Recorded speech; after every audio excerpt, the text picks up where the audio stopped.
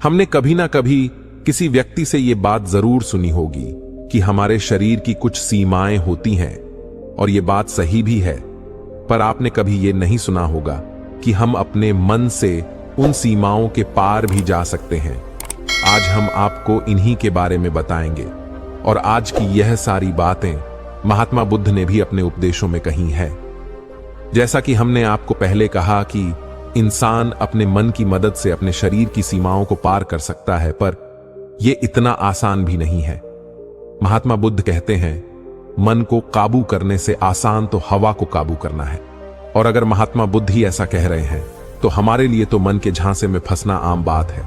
लेकिन अगर हमें किसी बड़े मुकाम पर पहुंचना है तो हमारा मन हमारे वश में होना ही चाहिए, जिससे वह एक मित्र की तरह हमें जीवन की मुश्किलों से निकलने का रास्ता बताए, और जिससे हमारे अंदर पेशेंस और डिसिप्लिन खुद आ जाएगा।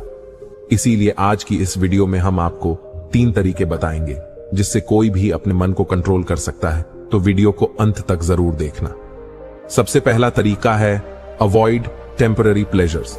हम सबको पता है कि हमारा मन काफी चंचल है। ये हमेशा मजे और खुशी की तलाश में होता है, और इसी मजे के चक्कर में ये हमें अनजाने में कई तरह की गलत आदतें भी लगा देता है।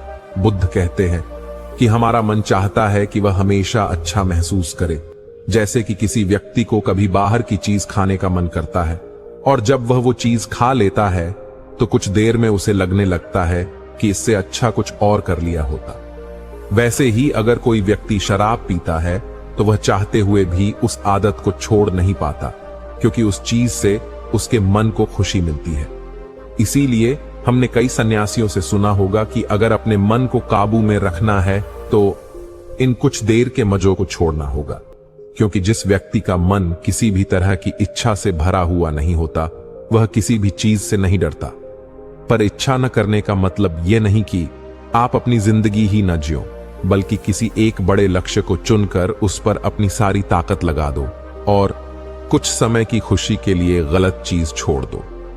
और दूसरा है कंट्रोल योर 5 सेंसेस। गीता में भी कहा है, अगर आप चाहते हो कि आपका मन आपकी हर बात माने तो पहले अपनी 5 सेंसेस को काबू करो।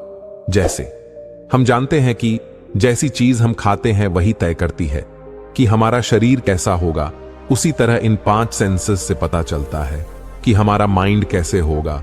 आजकल तो हर कोई अपनी सेंसेस का गलत इस्तेमाल कर रहा है, जिससे उसका माइंड भी वैसा ही हो गया है, जिससे डिप्रेशन, एंग्जाइटी और कई तरह के माइंड इश्यूज का उन्हें सामना करना पड़ता है। इसलिए हम क्या देख, सुन, खा, पढ़ तथा बोल रहे हैं, हमें उसका ध्यान रखना होगा। अब आखिरी यानी तीसरा है use your intelligence.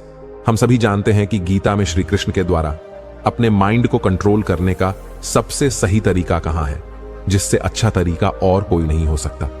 Shri Krishna Gita में कहते हैं कि हमारा शरीर एक रथ की तरह है जो कि 5 घोड़ों से बंधा हुआ है, यानी कि हमारी 5 सेंसेस, और उस रथ को एक सारथी चला रहा है जो कि हम है। अब उस रथ को कैसे चलाना है ये हम पर निश्चित है। अगर वह गलत दिशा में जा रहा है तो इसमें भी हमारा ही हाथ है, और अगर वह सही दिशा में जा रहा है तो इसमें भी हमारा ही योगदान है। इसलिए किसी भी चीज को करने से पहले उसे एक बार अच्छे से सोच लो, जिससे बाद में किसी को भी पछतावा ना हो। आज की इस वीडियो में हमने 3 टॉपिक्स के बारे में जाना।